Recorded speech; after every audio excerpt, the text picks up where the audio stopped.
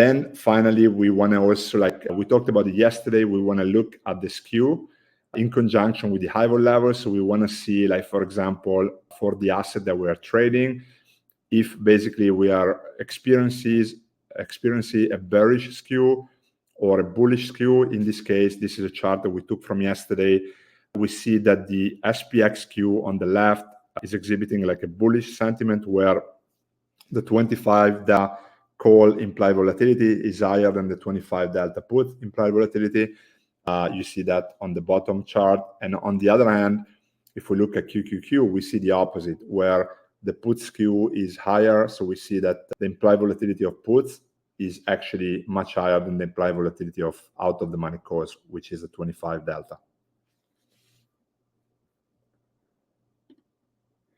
And finally, again, we also have the high vol level, not only looking at all expiration, but also looking at zero DTEs. So here, when we look at the zero DTE flow, we can also look at the high vol level zero DTE, and that's the one that you always see in the chart as well. And that also has a big relevance because, as we mentioned, the zero DTE options, why are they relevant? Because their gamma is really sensible because we're so close to the expiration. So if price even moves slightly throughout the day, we might see like big volatility swings caused by the zero DTE options. Market makers and funds need to really consistently hedge their activity throughout the day, and that also can amplify the volatility in the market. And that's when we see like those potential gamma squeezes.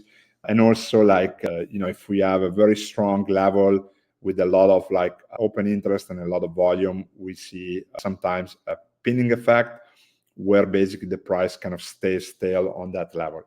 And that we saw that in the previous chart also today on the high vol level. And then obviously it's very important for intraday trading and speculators as well.